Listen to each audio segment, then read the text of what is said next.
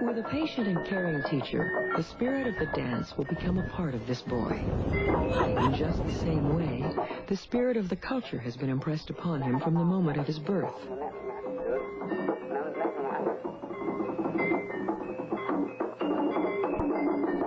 The human personality, rich, varied, fascinating. How does it come into being?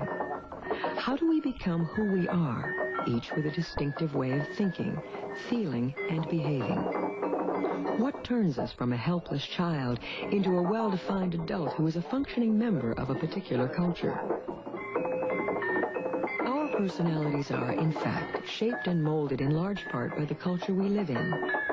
Guided one way, prodded another, much of what we are is learned from parents, teachers, and other important people in our lives who tell us what to be and how to think.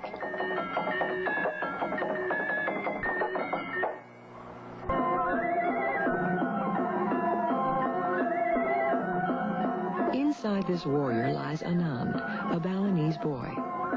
It is his culture that sets and defines the limits of his performance and his personality. Uncovering these links between culture and personality has long been a major concern of anthropologists. It is a connection marveled at by many before them.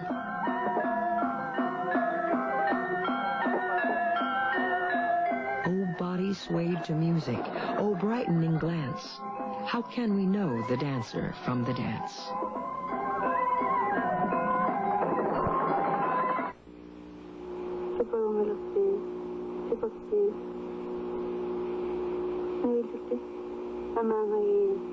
The integration of culture and personality begins in early childhood.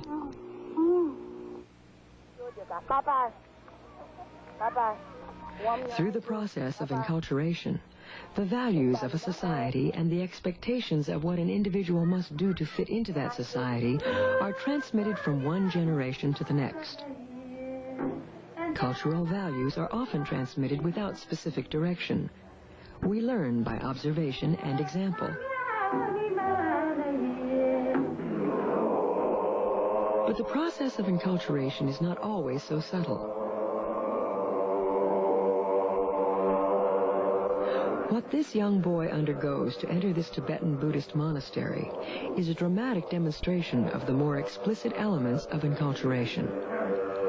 He lives in a community where every male becomes a monk, where all activities and experiences are seen as having a spiritual dimension and significance. At this tender age, his behavior is shaped to that of the group. This boy will have a teacher, or guru, to instruct him. From this honored teacher, the boy will learn the forms of meditation, the forms of reverence, even the forms of debate are an important part of monastic life and are valued in the rest of the society as well. All these experiences will mold him into a certain kind of personality, and he will become a Buddhist monk, the ideal of Tibetan culture.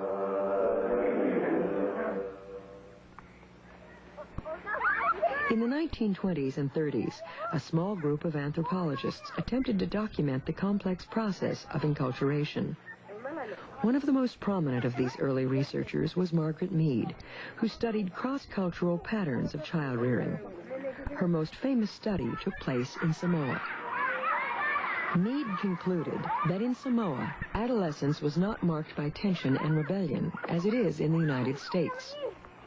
She asserted that Samoan youths experience a less traumatic transition from childhood to adulthood because Samoan culture is more open about the facts of birth, life, and death.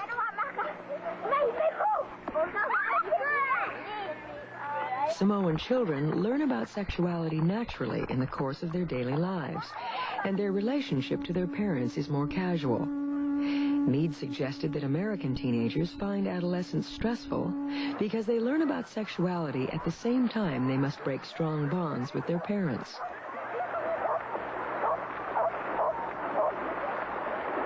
Mead also studied gender roles in 3 New Guinea groups. She observed that behavior expected of men and women in these groups differs widely from that expected of men and women in North America.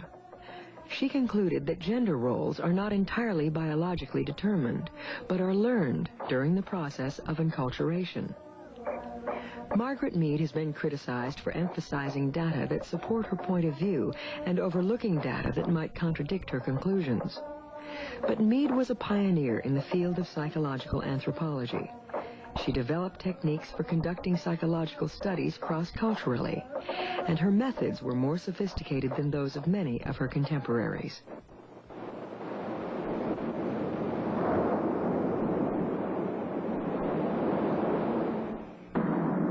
During World War II, both psychologists and anthropologists conducted studies aimed at understanding national character, typical personality traits associated with a culture.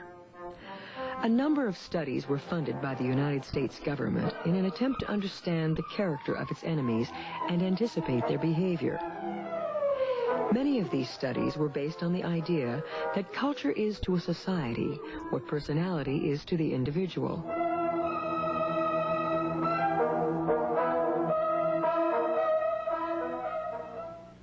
The anthropologist Ruth Benedict spelled out this idea in her landmark book, Patterns of Culture. She wrote, "A culture, like an individual, is a more or less consistent pattern of thought and action."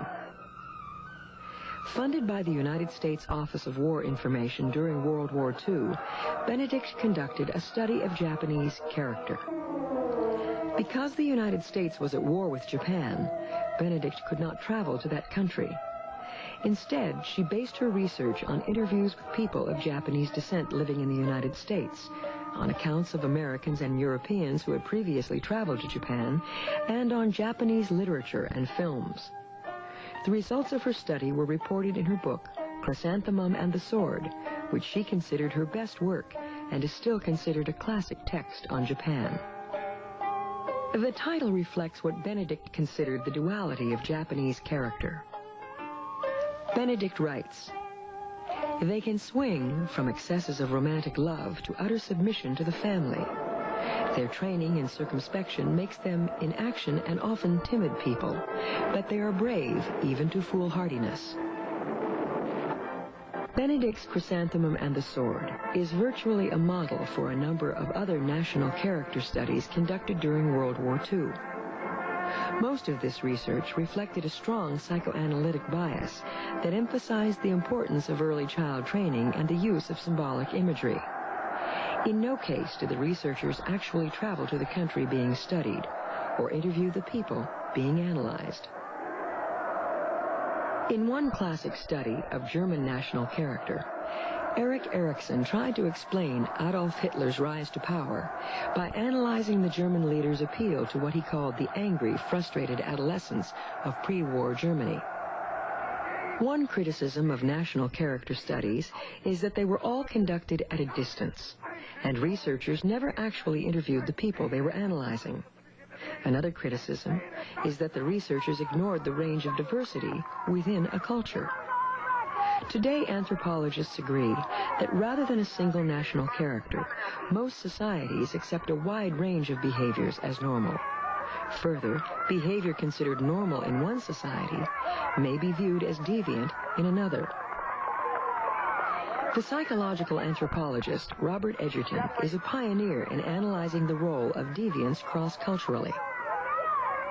More recently, Edgerton argues that some societies, like some individuals, can be described as sick. I tried to define it in the very most simple way I could by saying that a society is sick if it meets one of three standards. The first being that it doesn't survive. The second, that the members of that society are so disaffected by their own culture that they're unable to do the things that they have to do to make that society viable. And finally, if the society has beliefs and practices that are so dangerous medically or psychologically that the physical or mental health of the population deteriorates to the point that the society is really endangered. Not all anthropologists agree that societies could be called sick. However, deviance from accepted norms occurs in all societies, and all societies have ways of treating individuals who cannot fulfill their social obligations because of physical illness or emotional disorders. Like Western medical systems, indigenous healing traditions rely on a process of diagnosis and treatment. However, Western medicine focuses on illness as an individual problem, whereas traditional systems identify illness as a social problem. Traditional societies see all members of the social group as endangered by the troubles of any one of its members.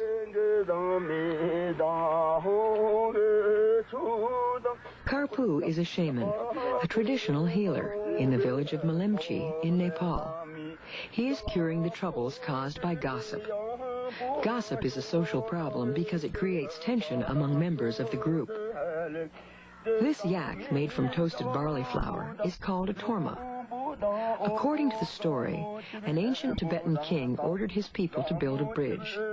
Every day, the people worked hard building the bridge, and every night it fell down again. The king consulted a shaman, who told him the problem was caused by miga, people's tongues. Everyone was talking too much about the bridge, and this was attracting bad luck. The failure of the bridge is symbolically equated to the troubles of the village. The shaman told the Tibetan king to kill a black ram. This would make the miga go away, and the bridge would never break. Today, Karpu cuts off the tail of the torma yak and kills a chicken to represent the sacrifice of the black ram. Where there is trouble, a price must be paid.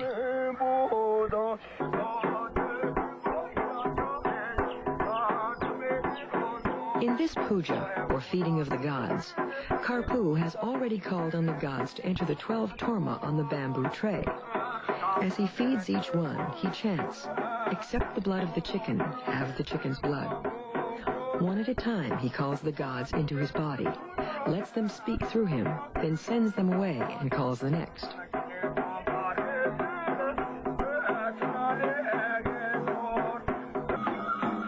To communicate with the gods, Karpu rides into their world. Drumming and chanting produce an altered state of consciousness. While in trance, Karpu's body bridges the gap between the world of people and the world of spirits.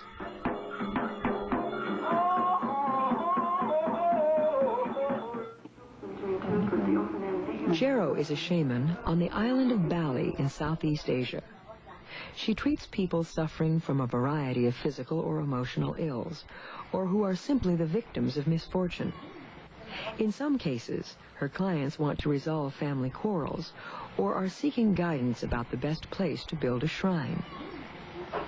Troubles can be caused by neglect of important rituals, by envy, by witchcraft, or by bad placement of a house or shrine. Jero's patients wait for her on the veranda of her shrine house, which is erected next to her family temple.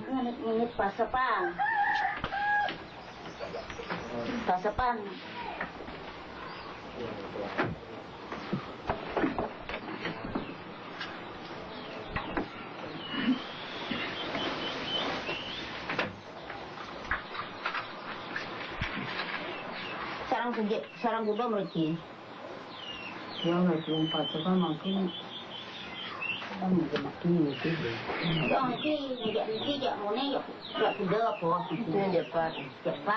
Jero diagnoses the cause of her patient's problems by entering into a trance.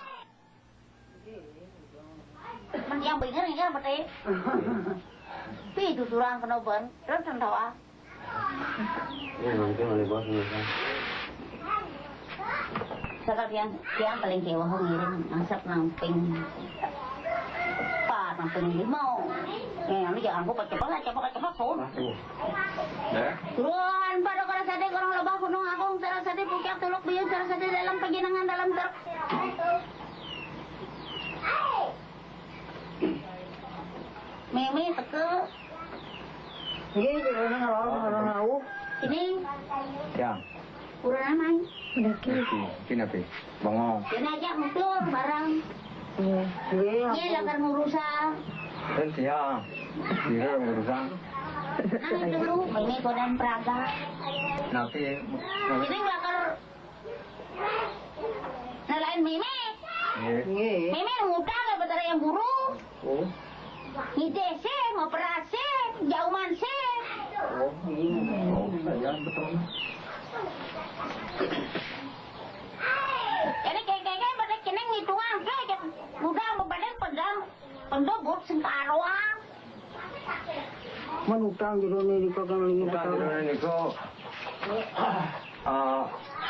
Napi ya yang nikah ya. Utang kan betul yang buru jauh mah.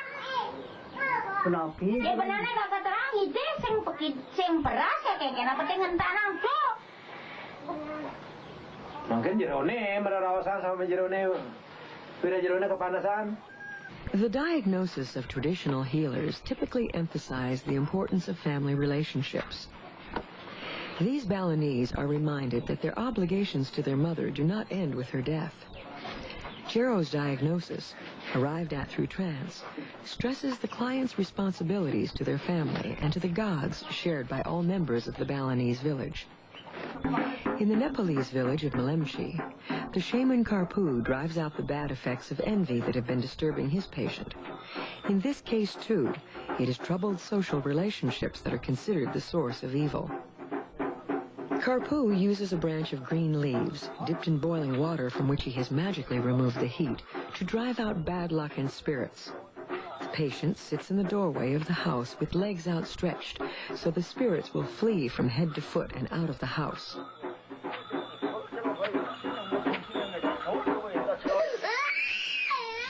In some parts of the world, traditional healers have come into contact with diseases introduced by outsiders. The shamans have been forced to accommodate themselves to more deadly diseases and representatives of Western medicine.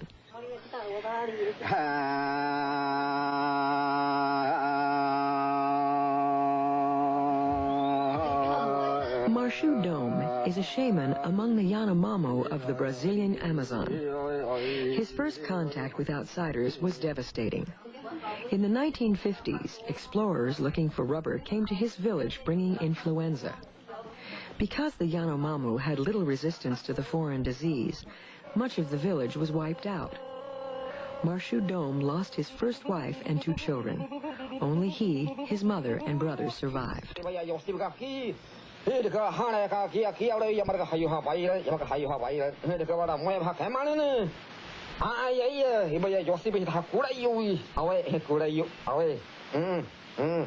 Today, Marshu Dome is caught up in a new invasion from outside.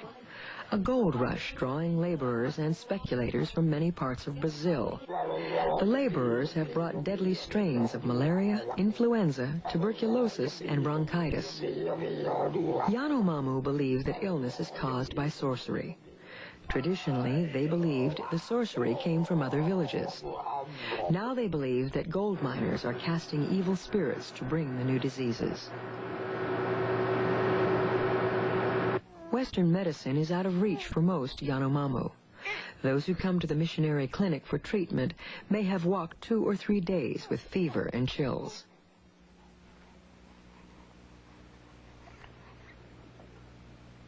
Well, they are from Jundia And there they pass the Garamper every time, and stop there. And the Indians say that the Garamper stopped there, and they catch the cold, and then bronchitis. This one has malaria and bronchitis, and this one is only bronchitis. Yanomamo believed that Western medicine can treat the symptoms of illness, but only a shaman can heal the cause.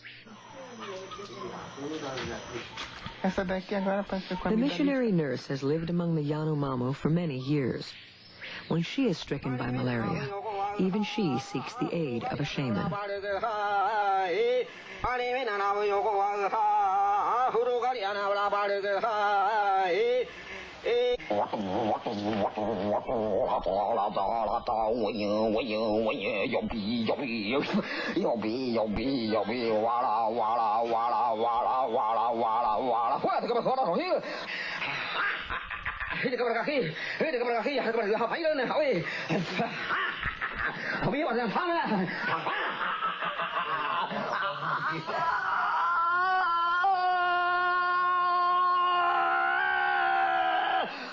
Marshu Dome heals by wrestling with the spirits who cause the illness. After a long struggle, he casts out the evil spirit. The only man that could read and write was the shaman. The shaman learns how to read and write so he can communicate with the spirits. I am a shaman. We men worship our ancestors. We believe that after you die, you are reborn again into the spirit world. So even though you die, your soul is still alive, and you need somebody to worship you and offer you food and money to spend in the spirit world. I became a shaman because our village was poor and it was hard to find a shaman. A shaman is like a doctor. In Laos, there wasn't any hospital. There wasn't any medicine. The only way you can heal the people when they get sick is to have the shaman ask the spirit what's wrong with them. If you don't worship your ancestor, they get mad. They don't have money to spend. They don't have food. They suffer from the hunger. Then they make you sick. You have to offer them money and sacrifice pigs or chickens to make the person well again. My mother gets sick, and she asked the shaman what was the sickness caused by. And the shaman told my mother that it's just because my father died a long time ago and we have not done the ceremony for him yet.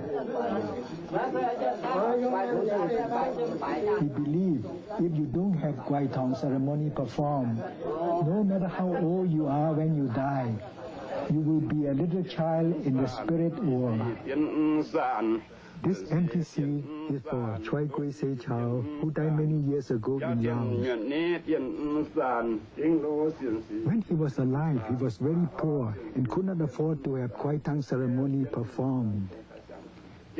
Now he's a child in the spirit world and can't support himself. He can't find anything to eat, so he comes back and makes his wife Saint Child sick. That is why she asked me to perform the Kwai Tang ceremony for Choi Kwe and all their living sons.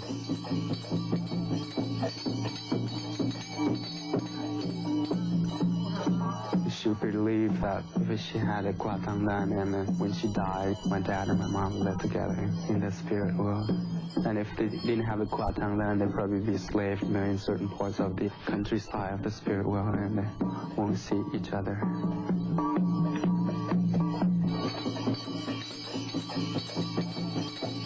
While I was at a Kwai Tang and the shaman tried to explain to me what this means, I felt sad when he said my dad worked hard for us and he died before we could support him. I feel sad, but I see my mom cry a lot and I realize that it does mean very much to her.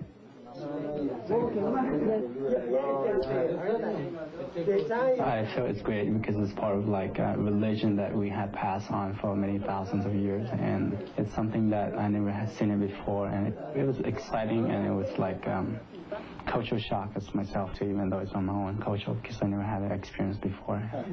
地下母浑身悠悠，太皮书人所救救；地上母浑身弯弯，太皮书人所打挂。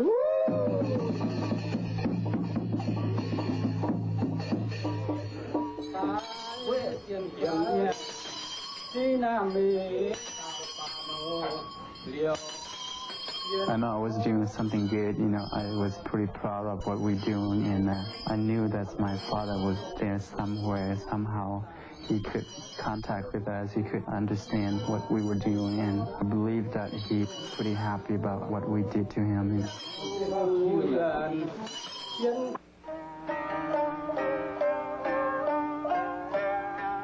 This Japanese girl has just graduated from a local school and will now leave home to continue her education elsewhere.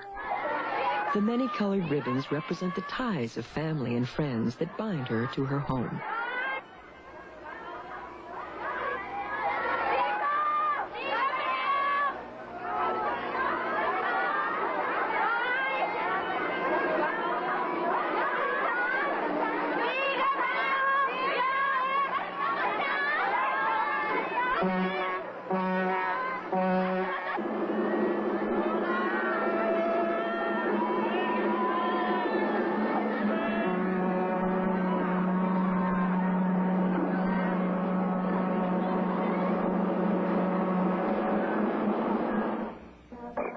As Margaret Mead and other early researchers pointed out, different cultures promote different values through enculturation and pressure to conform. Within any single culture, however, individual differences are great, and no one person fits neatly into a single psychological profile. Yet we are all shaped by the values and requirements of our own particular culture.